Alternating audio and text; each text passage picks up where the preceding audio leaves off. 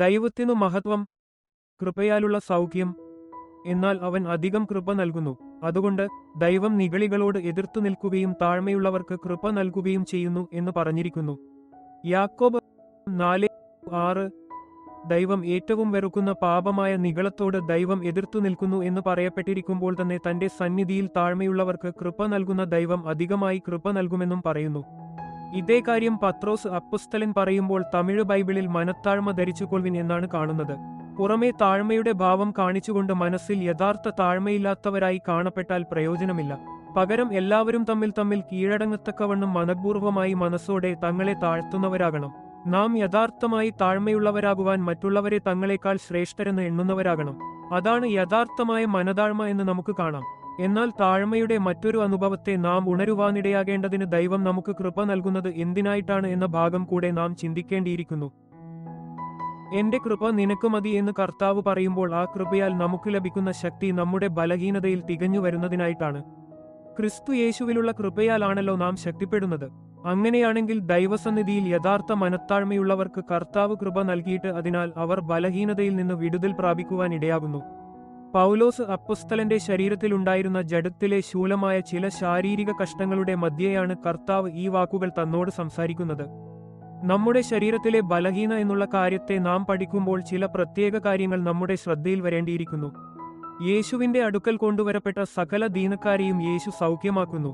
എന്നിട്ട് യെശയ്യാ പ്രവാചകന് പറഞ്ഞ യേശുവിനെക്കുറിച്ചുള്ള പ്രവചനം നിവൃത്തിയായി എന്നു പറഞ്ഞുകൊണ്ട് യേശു നമ്മുടെ ബലഹീനതകളെ എടുത്തു വ്യാധികളെ ചുമന്നു എന്ന് പറയുന്നു.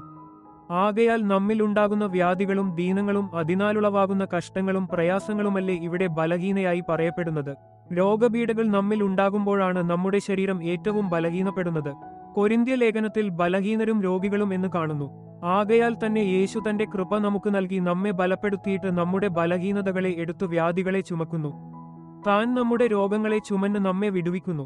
യെശയ്യാവിന്റെ പ്രവചനത്തിൽ യേശുവിനെക്കുറിച്ചുള്ള പ്രവചനമായി സാക്ഷാൽ നമ്മുടെ രോഗങ്ങളെ യേശു വഹിച്ചുകൊണ്ട് നമ്മുടെ രോഗത്താലുള്ള വേദനകളെ യേശു ചുമക്കുന്നതായി കാണാം. യേശു രോഗങ്ങളെ ശീലിച്ചവനായും ഇരുന്നു എന്നു പറയുമ്പോൾ യേശു തന്റെ ഐഹിക ജീവിതത്തിൽ രോഗിയായിരുന്നു എന്നല്ല. യേശു നമ്മുടെ രോഗങ്ങളെ തന്റെ ശരീരത്തിൽ ചുമന്നുകൊണ്ട് രോഗത്തെ ശീലിക്കുന്നവനായിത്തീരുന്നു. തുടർന്ന് നാം ഇവിടെ വായിക്കുമ്പോൾ യേശു നമ്മുടെ അതിക്രമങ്ങൾ നിമിത്തം മുറിവേറ്റും നമ്മുടെ അകൃത്യങ്ങൾ നിമിത്തം തകർന്നവനുമായിരിക്കുന്നു. നമ്മുടെ സമാധാനത്തിനായുള്ള ശിക്ഷ യേശുവിന്മേൽ ആയിട്ട് തന്റെ മുറിവുകളാൽ അഥവാ അടിപ്പിണരുകളാൽ നമുക്ക് സൗഖ്യം വന്നുമിരിക്കുന്നു. ഇതേ കാര്യം പത്രോസിന്റെ ലേഖനത്തിൽ നമുക്ക് കാണാൻ കഴിയും. യേശു രോഗങ്ങളെ ചുമന്നു എന്നതിനു പകരം പാപങ്ങളെ ചുമന്ന് ക്രൂശിന്മേൽ കയറി എന്നു വായിക്കുന്നു. അങ്ങനെ യേശു നമ്മുടെ പാപങ്ങൾക്ക് പരിഹാരം വരുത്തിയിട്ട് തന്റെ അടിപ്പിണരുകളാൽ സൗഖ്യം വന്നിരിക്കുന്നു എന്ന് ഇവിടെയും കാണാം. ആകയാൽ നമ്മുടെ രോഗത്തിന് കാരണമായ പാപങ്ങളെ പരിഹരിച്ച് യേശു ആ പാപങ്ങൾക്ക് ശിക്ഷയായിട്ട് അനുഭവിച്ച മുറിവുകളാൽ അടിപ്പിണരുകളാൽ നമ്മെ സൗഖ്യമാക്കുന്നു. പാപത്തിന് പരിഹാരം വന്നപ്പോൾ രോഗത്തിന് സൗഖ്യവും ഉണ്ടാകുന്നു. യാക്കോബ് അപ്പൊസ്തലൻ നമ്മെ ഓർപ്പിക്കുന്നത് നമുക്ക് രോഗശാന്തി വരേണ്ടതിന് തമ്മിൽ പാപങ്ങളെ ഏറ്റുപറഞ്ഞുകൊണ്ട് പ്രാർത്ഥിക്കണം എന്നും അങ്ങനെ പാപക്ഷമ പ്രാപിച്ച നീതിമാന്റെ പ്രാർത്ഥനയാൽ രോഗി പാപം ചെയ്തിട്ടുണ്ടെങ്കിൽ ദൈവം അവനോട് ക്ഷമിച്ച് അവന് സൗഖ്യം വരുത്തിക്കൊടുക്കുമെന്നുമാണ്. ദൈവം നമ്മുടെ അകൃത്യമൊക്കെയും മോചിച്ചിട്ടാണ് സകല രോഗങ്ങളെയും സൗഖ്യമാക്കുന്നത്. നമ്മുടെ ജഡത്തിന്റെ ബലഹീനതയാൽ ന്യായപ്രമാണം അനുസരിച്ച് കൽപ്പനകളെ പ്രമാണിച്ച് ജീവിക്കുവാൻ കഴിയാത്തതിനാൽ നമ്മെ വിടുവിക്കുവാനായി യേശു ലോകത്തിലേക്ക് വന്നിട്ട് ദൈവം യേശുവിന്റെ ശരീരത്തിൽ പാപത്തിന് ശിക്ഷ വിധിച്ചു എന്ന് വായിക്കുമ്പോൾ യേശു തന്റെ ശരീരത്തിൽ വഹിച്ച രോഗങ്ങളല്ലേ ശിക്ഷയായി തനിക്ക് കൊടുക്കപ്പെട്ടത്. നാം ദൈവത്തിന്റെ കൽപ്പനകളെ അനുസരിച്ച് തന്റെ സകല വിധികളും പ്രമാണിച്ചാൽ മിസ്രയീമ്യർക്ക് വരുത്തിയ വ്യാധികളൊന്നും വരുത്താതെ ദൈവം നമ്മെ സൗഖ്യമാക്കുന്ന യഹോവ എന്നാണല്ലോ പറഞ്ഞിരിക്കുന്നത്. ദൈവം നമ്മോട് ആജ്ഞാപിക്കുന്ന തന്റെ കൽപ്പനകളും ചട്ടങ്ങളും പ്രമാണിച്ചു നടക്കാഞ്ഞാൽ ശിക്ഷയായി ശാപമൊക്കെയും നമുക്ക് വന്ന് ഭവിക്കുമെന്നും പറയുന്നു. അത് മിസ്രയീമ്യർക്ക് വരുത്തിയ രോഗങ്ങൾ ആകയാൽ കൽപ്പനാലംഘനമെന്ന പാപത്തിന്റെ ശിക്ഷ രോഗമാണെന്ന് വ്യക്തമാണല്ലോ.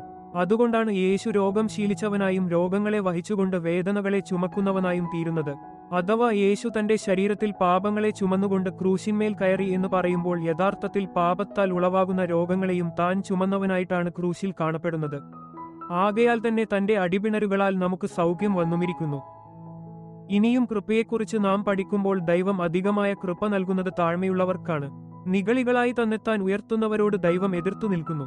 എന്നാൽ തന്നെത്താൻ താഴ്ത്തി താഴ്മ ധരിച്ചു കൊള്ളുന്നവർക്കാണ് ദൈവം കൃപ നൽകുന്നത്. ഈ താഴ്മയുടെ അനുഭവം നമ്മിൽ എങ്ങനെ ഉണ്ടാകുമെന്ന് നാം ചിന്തിക്കേണ്ടിയിരിക്കുന്നു. പരീശനും ചുങ്കക്കാരനും പ്രാർത്ഥിപ്പാൻ ദേവാലയത്തിൽ പോയ അനുഭവത്തെ യേശു നമ്മെ ഓർപ്പിക്കുന്നു. ഇവിടെ തന്നെത്താൻ ഉയർത്തുന്നവനായ പരീശന്റെ പ്രാർത്ഥനയിൽ താൻ കുറവുകുറ്റങ്ങൾ ഒന്നുമില്ലാത്ത നീതിമാൻ എന്ന നിഗളത്തോടെ നിവർന്നുനിന്ന് പ്രാർത്ഥിക്കുന്നവനാകുന്നു.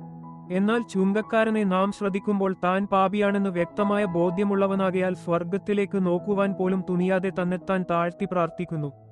ഇവിടെ പാപത്തെക്കുറിച്ച് ബോധമില്ലാത്തവൻ നിഗളത്തോടെ തന്നെത്താൻ ഉയർത്തുന്നവനായി കാണപ്പെടുമ്പോൾ പാപിയാണെന്ന ചിന്തയുള്ളവൻ തന്നെത്താൻ താഴ്ത്തി താഴ്മയോടെ തന്റെ പാപങ്ങളെ ഏറ്റുപറഞ്ഞുകൊണ്ട് പ്രാർത്ഥിക്കുന്നു. ദൈവം താഴ്മയുള്ളവരുടെ മനസ്സിനും മനസ്താപമുള്ളവരുടെ ഹൃദയത്തിനും ചൈതന്യം വരുത്തുവാൻ മനസ്തതാപവും മനോവിനയവുമുള്ളവരോടുകൂടെ വസിക്കുന്നു എന്നു പറയുമ്പോൾ മനസ്തതാപവും മനോവിനയവും ചേർന്നു വരുന്നതായി കാണാം. അഥവാ മനസ്താപമുള്ളവർക്കാണ് മനോവിനയം ഉണ്ടാവുക. പാപത്തെക്കുറിച്ച് ബോധമില്ലായ്കയാല് മനസ്താപമില്ലാത്തവർ താഴ്മയുടെ മനോവിനയത്തിന്റെ അനുഭവമില്ലാത്തവരായിരിക്കും. ആകയാൽ മനസ്താപത്തോടെ തങ്ങളെത്തന്നെ താഴ്ത്തി താഴ്മയോടെ ശരിയായ മനോവിനയത്തോടെ തന്നെ ദൈവത്തോട് അടുക്കുന്നവർക്ക് പ്രാർത്ഥിക്കുന്നവർക്ക് ദൈവം അധികമായ കൃപ നൽകിക്കൊണ്ട് അവരോടുകൂടെ വസിക്കുന്നു. തങ്ങളുടെ മരണകരമായ രോഗത്താലുള്ള ശാരീരിക ബലഹീനതയിൽ ശിംശോനെപ്പോലെ തങ്ങളെ തന്നെ താഴ്ത്തി പ്രാർത്ഥിക്കുമ്പോൾ ദൈവം കൃപയുടെ ഉറവ തുറന്നു ധാരാളമായി കൃപ നൽകിയിട്ട് അവർ ആ ദൈവകൃപ അനുഭവിക്കുന്നതിനാൽ മരിക്കാതെ ചൈതന്യം പ്രാപിച്ചു വീണ്ടും ജീവിക്കുന്നു. തങ്ങളുടെ പാപങ്ങളെക്കുറിച്ച് അനുതാപമുള്ളവരായി മനസ്താപത്തോടെ തങ്ങളെ താഴ്ത്തി മനോവിനയത്തോടെ താഴ്മയായി ദൈവത്തോട് പ്രാർത്ഥിക്കുന്നതിനാൽ ദൈവം തന്റെ കൃപയെ അവർക്ക് നൽകിയിട്ട് അവർ തങ്ങളുടെ രോഗാവസ്ഥയിൽ ബലപ്പെട്ടു സൗഖ്യം പ്രാപിക്കുന്നു. തങ്ങളുടെ രോഗത്തിന്റെ ബലഹീനാവസ്ഥകളിൽ ദൈവകൃപയാൽ ദൈവശക്തി അവരിൽ തികഞ്ഞു വന്നിട്ട് ആ ദൈവശക്തിയിൽ ദൈവം അവരെ ശക്തീകരിച്ചു ബലപ്പെടുത്തി സൗഖ്യമുള്ളവരാക്കി മാറ്റുന്നു. നമ്മുടെയും ജീവിതത്തിൽ ഈ നിലയിൽ കൃപയാലുള്ള സൗഖ്യം പ്രാപിക്കുവാനായി ദൈവസന്നിധിയിൽ താഴ്മയോടും മനോവിനയത്തോടും കൂടെ ജീവിക്കുവാൻ ദൈവം നമ്മെയും സഹായിക്കുമാറാകട്ടെ.